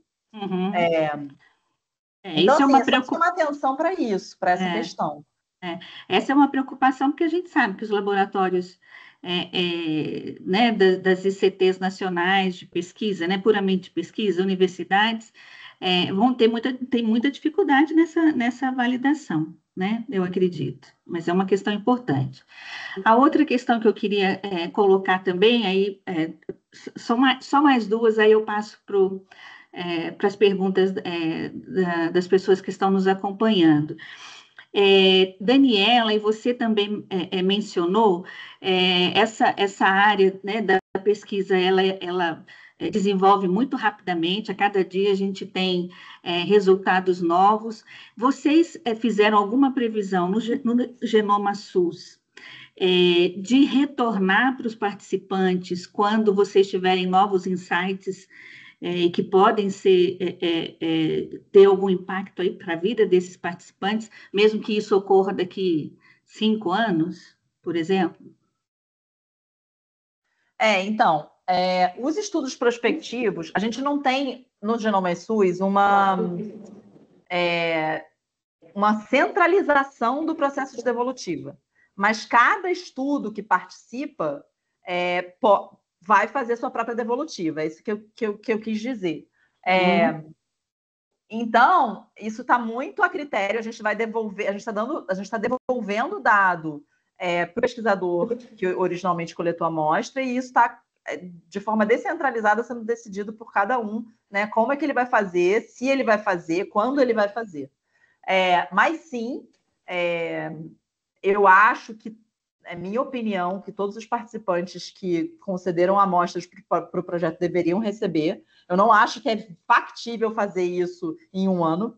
Né? O All of Us, por exemplo, nos Estados Unidos, acho que eles se comprometeram em entregar, fazer o retorno em até 4 anos para os participantes. Mas isso, assim, realmente é uma tarefa muito... Eu estou de pleno acordo com toda a comunidade de comitê de ética em pesquisa, que é direito do participante, e a lei, né, que é direito do participante receber, mas isso não é fácil de fazer a curto prazo, porque é custoso, porque é complexo, porque é demorado. Não, entendo plenamente. Você acha que é factível que o participante receba eu não sou da área, então eu preciso da ajuda de vocês, algum documento que de tempos em tempos ele possa levar para um especialista para ver se ali ele consegue extrair novos dados a partir de novos conhecimentos? Isso é factível? Não sei se vocês entenderam minha pergunta. Olha, não sei se a Daniela quer responder, já falei demais também. Posso responder a seguir da Daniela. Então, a gente viu alguns projetos de pesquisa que passaram no Comitê de Ética do IFF que davam ao participante o direito de ter acesso ao FAST-Q. O FAST-Q é um arquivo de dados, com os dados brutos do exoma, né? Ele poderia levar para um geneticista que ele tivesse no futuro, né? Então, alguns projetos que passaram deram essa possibilidade, né? Claro que para a maioria dos participantes é uma situação que não é tão viável, né? Em uma das palestras que eu já participei a esse respeito, até houve comentários que seria até mais barato refazer o exame do exoma, que ficou uma coisa mais barata. Então, assim, não tem como fazer essa reanálise de dados, né? Talvez pelo próprio pesquisador, né? Então, é muito difícil você liberar um laudo, você botar por escrito todas aquelas variantes, são 700 mil, né? Como é que a pessoa vai olhar aquilo no papel? Geralmente, essas análises são feitas dentro de programas de dados, né? Então, o jeito seria ter esse arquivo, mas alguns laboratórios, até clínicos, liberam isso para você também, não sem você solicitar, mas geralmente você baixa na nuvem, são arquivos pesados. Então, assim, há possibilidade, mas normalmente a pessoa vai saber daquelas variantes que eram patogênicas na época que ele fez o exoma, e aí depois ele vai ter que fazer uma reanálise mesmo, provavelmente vai fazer outro exame. Acredito que a grande maioria vai fazer isso. Ok. Complementando, a gente... assim, o participante pode pedir os dados brutos, mas como a Daniela falou, não tem muito o que ele fazer com o dado bruto, ele precisa de alguém para reanalisar aquilo. Para reanalisar, sim. De quem é o ônus da reanálise, né? Se a gente for cobrar que de 2 em 2 anos os pesquisadores façam reanálise, ou que um laboratório clínico faça reanálise, quem paga por isso? Isso tem sido muito discutido também. E a coisa de se vale a pena guardar o dado, né? Para pesquisa, com certeza vale a pena, para a gente fazer repositórios e tal, mas do ponto de vista clínico, se não vale simplesmente fazer de novo o sequenciamento. E a minha última questão é sobre o consentimento, né? O processo de consentimento, o registro de consentimento, que a Adriana deu muita ênfase nessa questão e né, a gente que está em CEP, participa de comitês de ética e da análise ética, pode garantir que 90% ou mais dos projetos têm pendência em TCLE e no processo de consentimento, né, que é um passo extremamente sensível, né, e não é atividade trivial mesmo, né, você garantir que aquele participante, após esse processo, tenha ciência completa do projeto, e isso quando a gente trata de um projeto simples, com coleta de sangue periférico. Imagina num projeto de análise genômica, a complexidade que está envolvida, e principalmente quando a gente pensa no cidadão comum, naquele paciente que procura as unidades básicas, enfim, né? Então, é um desafio enorme para a equipe de pesquisadores. Concordo com você que, às vezes, os CEPs se perdem um pouco pedindo questões que não são tão relevantes assim no TCLE. Eu sou da opinião que o TCLE ele tem que ser o mais enxuto possível, né? Porque senão a gente vai estar ali fazendo um processo que proforma, né? E não gerando informação, passando informação para que o paciente, né, o possível participante, decida ali com total autonomia. Então, essa é uma questão extremamente importante que a gente tem que que está ciente. E tem uma questão também de compartilhamento e reuso dos dados, né, que você também falou. A gente tem discutido muito isso internamente. Agora, o ano passado, foi publicada uma resolução, né, de dados pelo CNS, a resolução 738, se eu não estiver enganado, que é bem importante. E você tinha mencionado de ter no TCLE, de você perguntar para o participante se ele quer ser contactado em caso de uso futuro dos seus dados, né? E, na verdade, essa opção de você fornecer para o participante essa possibilidade dele não ser contactado, na verdade, isso não está presente nem para amostra, nem para dados, né?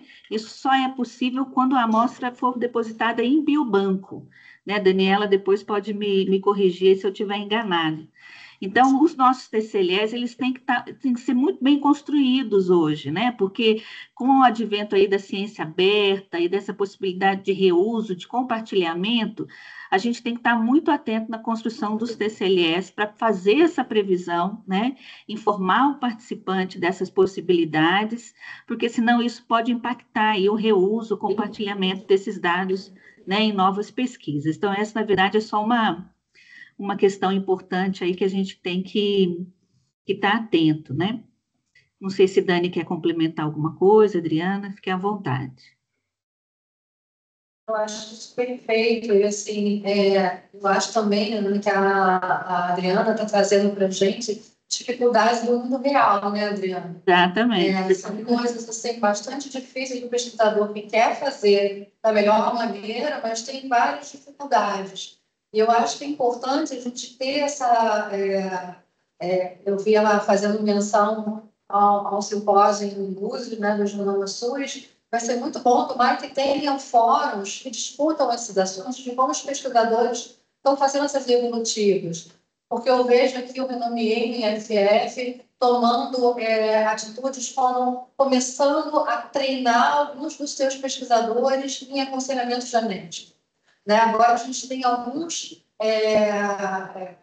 cursos online de aconselhamento genético, que são formas que qualquer pessoa pode fazer, qualquer profissional de saúde. Então, são coisas que você pode se adaptar. Né? Com a inteligência artificial, daqui a pouco a gente vai ter laudos genéticos sendo produzidos de uma forma muito mais automatizada. Então, a gente vai vendo as saídas que cada um vai tendo, né? E essa questão do uso futuro, eu acho que a gente ainda tem muita coisa ainda para discutir, da mesma forma que isso foi estudo genômico, né? Porque a gente ainda vê muito isso. A gente fala para a pessoa, bota no TCLE, você pode não ser contactada, mas aí se ela não é contactada, você não tem direito de usar o dado, e a resolução ainda não está aberta para isso, né? Então, sempre que você tiver que usar um dado, você tem que correr e contactar. Por enquanto, ainda está isso, se está fora de biobanco, né? A gente não tem avanço nesse sentido. Excelente ponto de vocês. O que eu estava querendo defender é que o dado, quando a gente está falando de um repositório como o UK Biobank, que não é só... Tem biobanco no UK Biobank, mas tem também a parte do repositório de dados. E o Genomas Brasil, do Ministério da Saúde, quer fazer um repositório de dados. Uhum. É impossível você fazer um repositório de dados se você... Para você consultar o participante a cada reuso, você vai ter que fazer uma plataforma de consentimento dinâmico, senão você inviabiliza o repositório. Então, esse racional que é usado para o biobanco, que é de amostra, de alguma maneira, nesses grandes data lakes, ele precisa usar o mesmo racional, porque senão vai ficar impossível, né? Uhum. E outra coisa que eu vejo muito acontecer, de novo falando como profissional usuária do sistema CEP-CONEP, é que quando não tem previsão de recontato, ou quando o pesquisador não tem condição de recontactar, ele passa um TCUD, né, um termo de compromisso de utilização de dados, e usa o dado. Eu vejo isso acontecer pra caramba. E aí, o que é melhor? É melhor você já perguntar anteriormente para o participante o que ele autoriza, ou a gente tapa o sol com a peneira, porque passa o TCUD e vai, entendeu? Eu particularmente, Adriana, não em nome do fórum, nem né? Eu particularmente acredito que a gente podia seguir a mesma lógica do biobanco, tá? Principalmente porque um novo projeto para reuso, ele vai ter que passar pelo CEP, né? Então, é o CEP que vai ter a prerrogativa aí de aprovar ou não, né? E nesses casos, o que tem acontecido é que, em função das vezes da dificuldade de contactar o participante, o CEP pode conceder a dispensa de novo consentimento, né? Então, na prática, os CEPs tendem a aprovar quando há uma dificuldade muito grande no consentimento, na obtenção desse novo consentimento, né? Então, essa discussão ainda precisa ser aprofundada no sistema CEP-CONEP, né, entre os pesquisadores e as pessoas dessa área. Mas vamos seguir, então, a gente tem algumas perguntas. A primeira pergunta é de uma colega da Fiocruz Bahia, a Laís Eduarda. Ela fala assim: minhas dúvidas são em relação a estudos genômicos que investigam a imunopatogênese de doenças infecciosas. Esse tipo de pesquisa é muito comum na Fiocruz, né? Nesses casos, mesmo quando a prioridade é o agente infeccioso, geramos dados genômicos do hospedeiro, por exemplo, variações associadas à resposta imune ou à suscetibilidade à doença. E aí ela pergunta, nesses casos, quando quando encontramos achados relevantes para a saúde do participante, mesmo o estudo não tendo foco em genética humana, como devemos proceder sobre o retorno dessas informações? E como lidar com o uso futuro dessas amostras? Essa é uma pergunta. Eu vou aproveitar e vou fazer mais uma. Não, ela só fez uma. Então, vamos, como a gente tem um número pequeno de perguntas, eu acho que a gente pode ir respondendo uma a uma, pode ser? Claro. Eu acho, Ana, que nesse sentido, ela teria que realmente devolver esse resultado. E aí, acho que vai um pouquinho naquela questão da gente indicar o exoma, né? Então, se eu estou investigando doença infecciosa e eu quero saber características do hospedeiro, primeiro, eu preciso saber características do hospedeiro. Se eu vou querer saber as características do hospedeiro, eu vou estar ali olhando para variantes que são acionáveis, né? Se eu tenho variantes acionáveis, eu tenho que dizer para o participante que elas existem, ou pelo menos dar o direito deles querer saber ou não, né? E aí a gente vai vendo um pouquinho uma questão, quando a gente comecei lá no primeiro slide, que a gente viu a mudança dos polimorfismos, dos exames de 100 genes. Quem eram as pessoas que faziam esses tipos de estudos? Eram pessoas biólogos, eram biomédicos, eram pessoas não necessariamente da área que envolvem diretamente o paciente. E são pessoas, hoje em dia, que têm uma expertise nesse estudo de genética gigante e passaram a fazer exoma agora. Mas tem um desconforto muito grande nessa interface com o paciente, com o participante. E agora, como eu dou a devolutiva para o participante, durante muito tempo, você fazia polimorfismo genético, mas você não dava devolutiva disso para o participante. Mas a evolução disso, para ser aproveitado para o contexto clínico, já é uma realidade. Então, agora a gente precisa passar por isso, né? Então, assim, fazer, não só o médico pode fazer o treinamento e aconselhamento genético, então, isso vale a pena. E ter pessoas na equipe que possam ajudar nessa interface, né? Alternativamente, a pessoa poderia focar, em vez de fazer uma exoma para ver o hospedeiro, focar no painel de genes relacionados ao que ela quer saber da defesa do hospedeiro com aquela doença. E aí ela vai ter muito menos genes acionáveis ainda, né? Nem todo mundo tem genes acionáveis, né? Acho que a Adriana pontuou bem isso, é um percentual pequeno. Então, assim, não é todo mundo que você vai ter que... Todo mundo que você faz e fizer o seu exame, você vai precisar fazer isso. Mas, para quem tiver, você vai precisar fazer. Eu não sei se eu entendi perfeitamente o contexto do desenho experimental, porque se você está coletando uma amostra para fazer um estudo de NGS microbiológico, e então você extrai o DNA, coleta uma amostra de sangue, extrai o DNA bacteriano e sequencia o DNA bacteriano, por exemplo, o parasita, o vírus, o que for. E aí você coleta uma outra amostra para fazer extração de DNA genômico humano e sequenciar e aí olhar, enfim, alterações imunes, inflamatórias, etc. Isso é uma coisa, você tem uma amostra de DNA humano que você está fazendo uma análise genética e aí, né, você está fazendo um processo todo voltado para esse sequenciamento. Ou se o contexto está dizendo é um sequenciamento de uma amostra de sangue, que você está querendo olhar a bactéria, e aí tem sequências humanas espúrias, porque sai um pouco de DNA humano na sua extração. Porque eu acho que são dois cenários completamente diferentes. Não, aí não teria nada a ver, né? Aí é uma contaminação da tua amostra.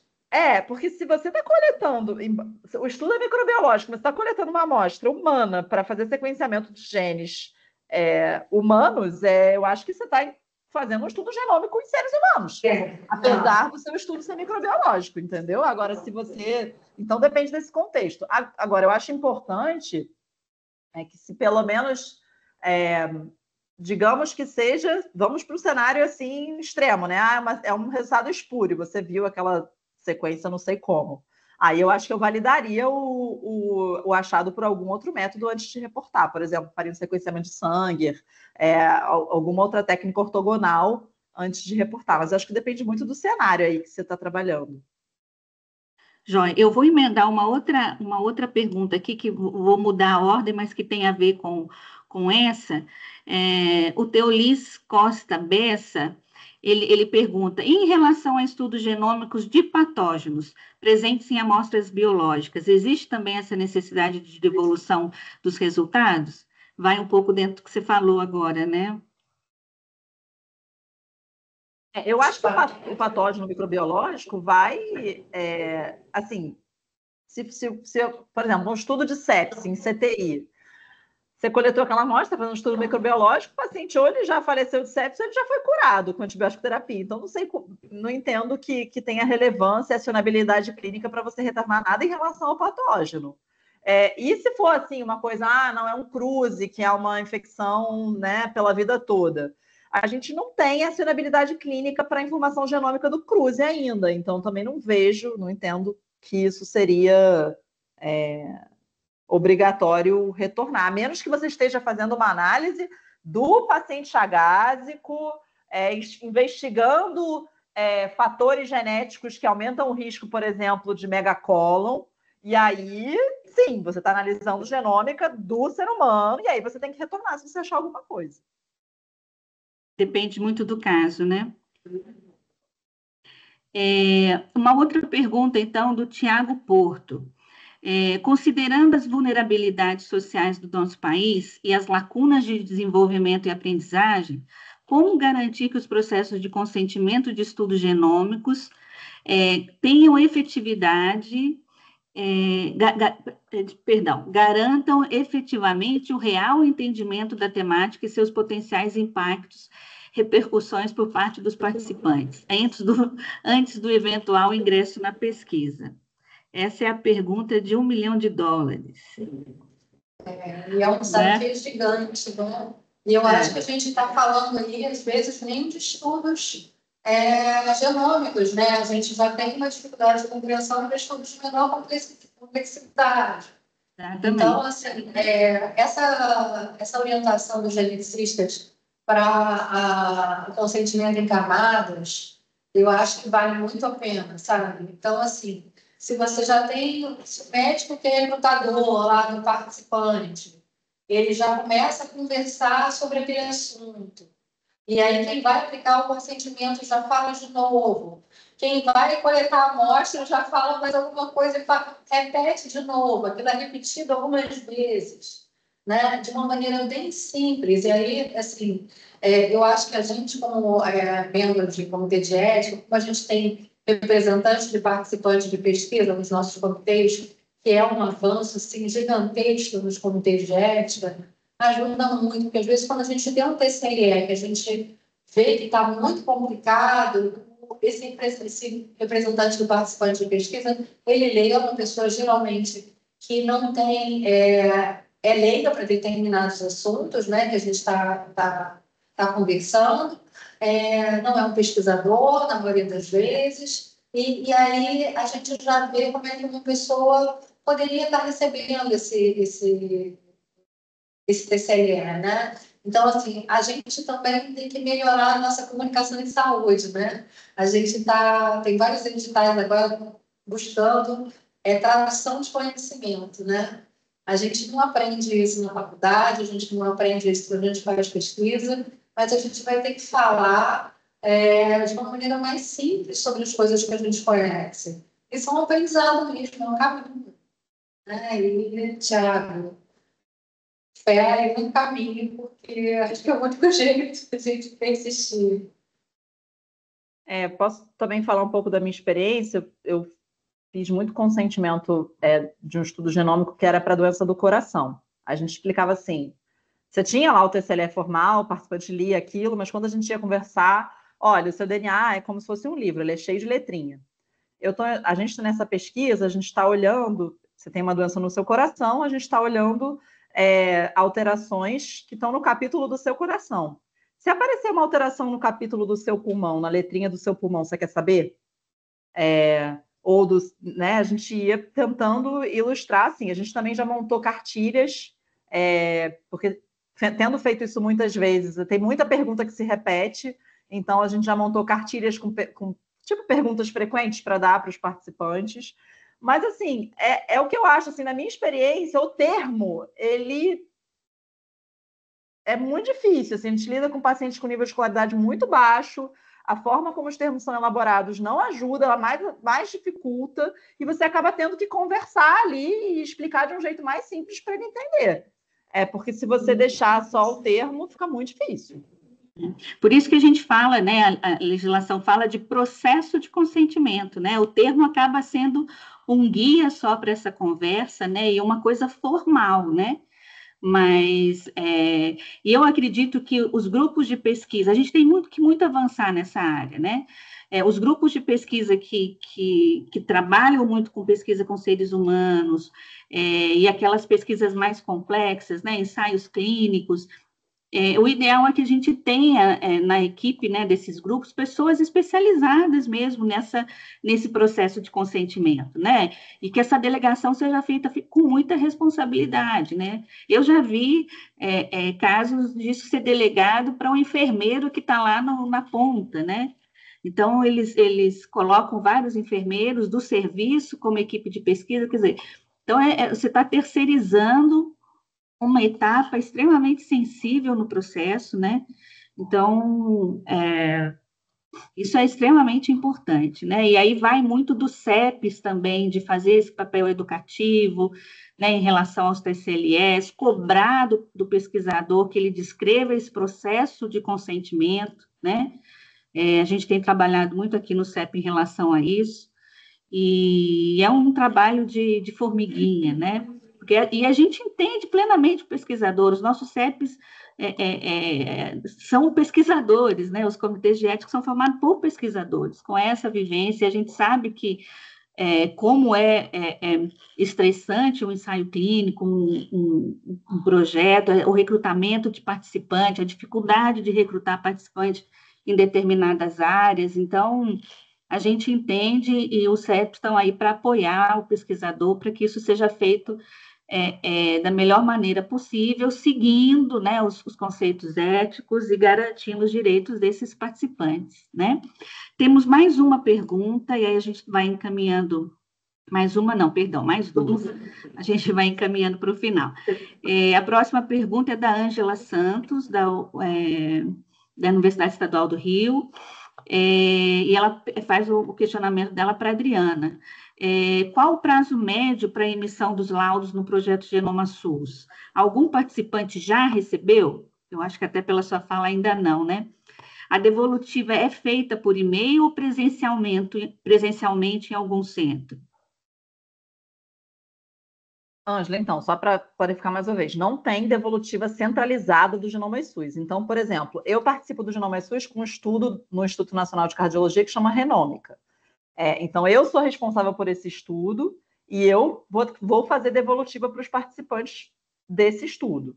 E eu estou desenhando, junto com a aprovação do CEP do Instituto, como essa devolutiva vai ser feita, mas isso não está centralizado entre todos os estudos. Cada estudo está fazendo conforme a sua realidade. Então, assim, é isso que eu queria dizer, que o GenomaSUS ele tem um processo de padronização do sequenciamento e padronização da análise secundária, mas não de padronização da devolutiva. Isso está a cargo de cada estudo individual. Posso responder para você sobre o Renômica, que está no INC. Não, a gente ainda não devolveu. A gente começou a coletar em novembro, e agora estão chegando os primeiros resultados de genoma para a nossa análise. O plano é que, como a doença não é genética, a doença que a gente estuda nesse projeto é doença arterial coronariana, infarto. Então, é uma doença que a genética é um fator de risco, mas não é causa, como na fibrose cística, na doença de Huntington, enfim, nas doenças raras, etc. Então, nesse caso, a gente só está devolvendo achado secundário para o participante. Se o achado for negativo, a gente vai fazer a devolutiva remota, né? Se tiver um achado secundário, a gente vai chamar a pessoa presencialmente para poder explicar, aconselhar, mas aí são 3% da amostra, então é uma coisa mais simples de organizar. Agora, eu acho que se fosse um estudo de doença genética mesmo, eu acho que toda a devolutiva teria que ter uma entrevista, podia até ser telemedicina, né? De forma remota, mas teria que ter uma entrevista para explicar. Agora, com uma doença complexa como é a arterial coronariana, eu acho que o cenário fica um pouco diferente.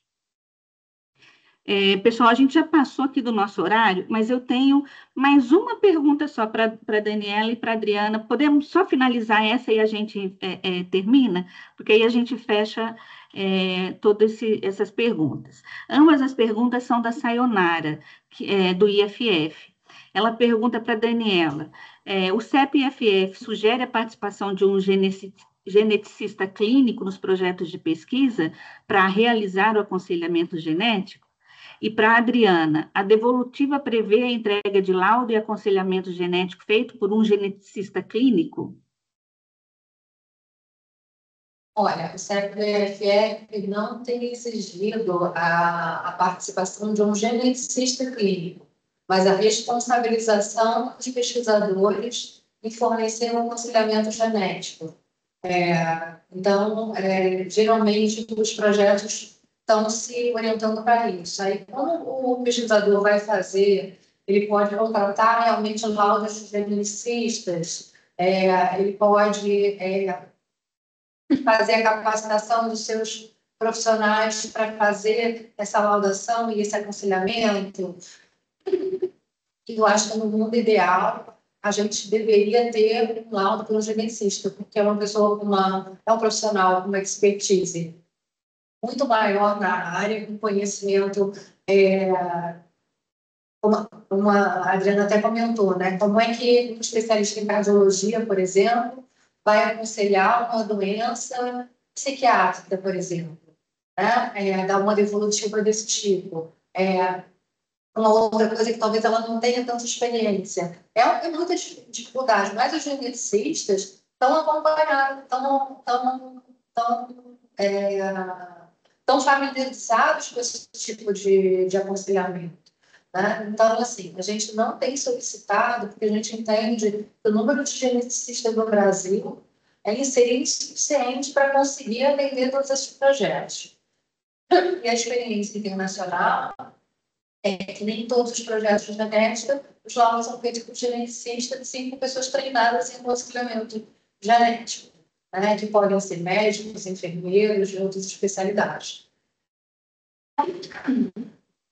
Perfeito, Daniela. Assim, exigir que o aconselhamento genético seja feito por um geneticista clínico é inviabilizar a pesquisa genômica no Brasil, porque não tem geneticista suficiente para isso. E no exterior, nos Estados Unidos, no sistema britânico, na Europa, isso não aconselhamento genético não é exclusividade nem de especialistas em genética médica e nem de médicos, né? Eles têm que ter especialização em genômica clínica, mas nem de médicos. Eu entendo que a atuação do geneticista clínico é muito importante no contexto da doença rara, que é a especialidade do geneticista clínico. Em cardiologia, os cardiologistas tratam cardiomiopatia hipertrófica, cardiomiopatia dilatada, síndrome do QT longo, síndrome de Brugada, todas as doenças genéticas há anos sem nunca passar por um geneticista. Os oncologistas Também. Então, assim, eu acho que tem um território que é muito domínio, né, do geneticista clínico, mas eu acho que isso depende muito do desenho do estudo. Eu acho que um cardiologista tem plena condição de fazer o aconselhamento de um paciente com cardiopatia hipertrófica. É só o que eles fazem, uma doença com incidência de 1 para 400 na população. Então, não, a minha posição é que não é possível, tanto porque não é possível do ponto de vista prático, quanto porque existem muitas doenças de origem de causa hereditária que não são necessariamente vistas pelo geneticista clínico. No mundo ideal seria maravilhoso. Agora, como a Daniela falou, se é um cardiologista que está tratando um paciente com hipertrófica e ele acha, sei lá, uma doença de Pompe, sim, sem dúvida que eu acho que tem que encaminhar para um geneticista clínico avaliar, né? Mas a gente já tem essa interdisciplinaridade entre as especialidades. Acho que é só a gente manter isso funcionando. Ótimo, pessoal. Assim, gostei muito, estou muito satisfeita com essa primeira versão, né? A primeira. Me fugiu a palavra, não é a versão, a primeira Edição. Primeira edição, exatamente, Marcela. A primeira edição da Concepções Éticas é um assunto extremamente rico e muito provavelmente daqui a algum tempo a gente volte a falar sobre isso, né? Quero agradecer muito a Daniela que trouxe para o fórum essa discussão, né? Sobre durante a análise ética mesmo de projetos ligados ao Genoma SUS, né? Várias unidades da Fiocruz estão participando, então, assim, foi um aprendizado muito rico, principalmente para quem não é da área, né, de genética. Adriana, muito obrigada. Seria muito importante, por exemplo, nessa reunião de novembro, aí, que vocês chamem alguém para discutir essa temática. Eu não sei se isso está ao seu alcance, mas seria muito interessante, porque é uma etapa importante da pesquisa, né? Alguém da Conep também, a gente, na verdade, não sabe como que vai ficar com a lei, né? A gente não fala mais em Conep, mas por enquanto a Conep está atuando até que a lei seja regulamentada pelo decreto, né? Então, de qualquer forma, a gente está à disposição para discutir isso com vocês, a Fiocruz, Daniela, né? E obrigada a todo mundo aí que está participando com a gente teve uma audiência muito, muito boa. Agradeço de novo, já vou passar a palavra para a Marcela, então agradeço novamente a excelente condução, a organização aí da equipe da Rede Fiocruz de Pesquisa Clínica, que é um parceiro de primeira hora do Fórum de CEPs. A Marcela vai finalizar aí para a gente trazer algumas informações. Certo. Muito obrigada, doutora Ana Paula, pelo convite a todos. Eu quero dizer aquelas perguntas que não foram respondidas. A gente vai fazer um compilado, vamos enviar para os palestrantes para que elas possam responder posteriormente e eu enviarei para vocês, tá bom? O webinar vai ficar gravado, vou disponibilizar também lá no YouTube da RFPC e vocês também vão receber o link diretamente de todos que se sentirem à vontade para abrir e a gente tirar uma foto para finalizar. Pedimos desculpas pelo horário, mas assim, o papo realmente é quente, como a doutora Adriana tinha falado, é pano para manga aí, né? E com certeza essa primeira edição aí foi muito proveitosa e que venham as próximas. Eu vou colocar todo mundo sentadinho aqui, então quem puder e quiser abrir a câmera para a gente poder tirar essa super foto, fiquem à vontade. Abrir a câmera e um sorriso, né? Deixa eu colocar uma galeria aqui.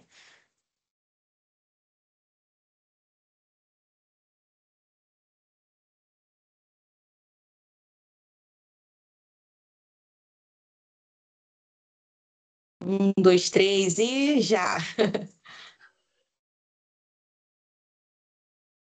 Muito obrigada, pessoal. Até a próxima, viu? Tchau, tchau. Uma boa Até a tarde. próxima. Obrigada, até mais. Até a próxima.